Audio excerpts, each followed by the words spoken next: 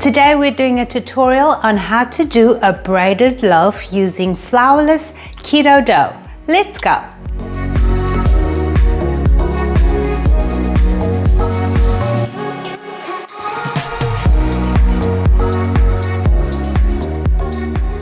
I'm still having fun experimenting with the oat fiber flourless dough that we posted recently, and apparently so are you, because you've sent me so many pictures, and what I like to do is post them in the community section of my channel. So if you haven't baked this bread yet and you want some other person reviewing it, please do go check out our community page. We have so many expert bakers subscribed to this channel, so please let me know if you think that this was the simplest tutorial. I was trying to think of somebody who's not really a baker and trying to make the instructions simple. Your nutritional information and the shopping list is listed in the description box. Let's get into the recipe now.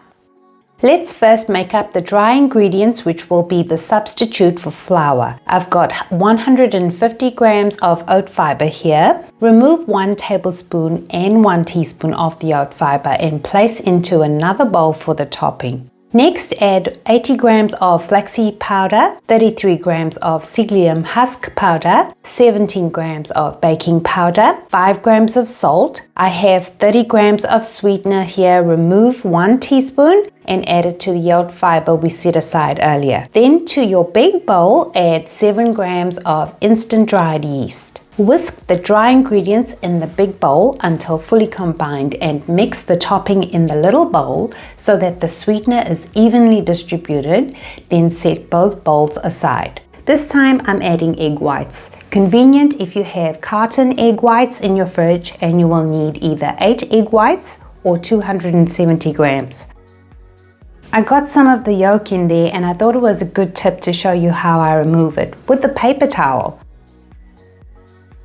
380 grams of lukewarm water and 50 grams of either white vinegar or apple cider. Combine the wet ingredients, then add the dry. Mix to combine, then let it rest for 5 minutes, which will get the dough to be solid but sticky.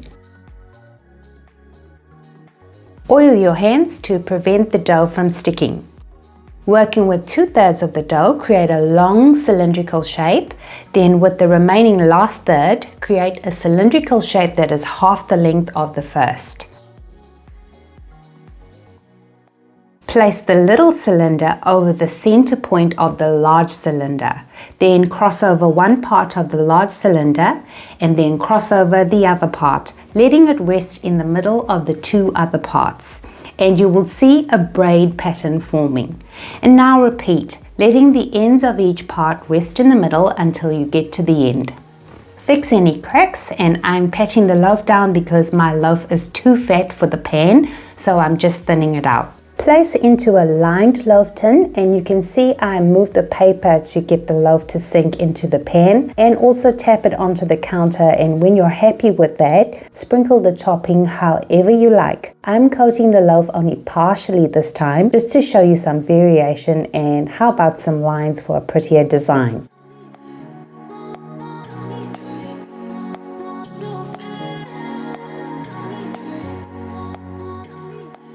I baked it in a preheated oven at 350 degrees Fahrenheit or 180 degrees Celsius for 50 minutes. From the previous videos, you know it's got a great crust and it's really soft on the inside. This time we will go through the freezing process and you will get to check out the results. This is the loaf frozen, and I just let it sit out on the kitchen counter to defrost naturally. I have tried to defrost all of these oat fiber bread recipes in the microwave, and they do not do so great. Uneven, warm in one section and half frozen in the other, so I highly recommend just leaving it out on your kitchen counter to defrost naturally. Let's check out the results. It has the appropriate sound of a great crust.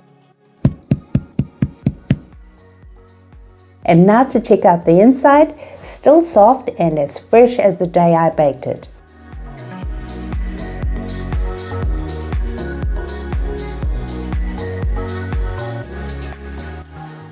If you've tried any of my recipes and you love the way your dishes come out, please do send me a picture on Instagram or Facebook. The links are in the description box and I will post it on the community page too. Needless to say, we really enjoyed this loaf and I hope you get to try it.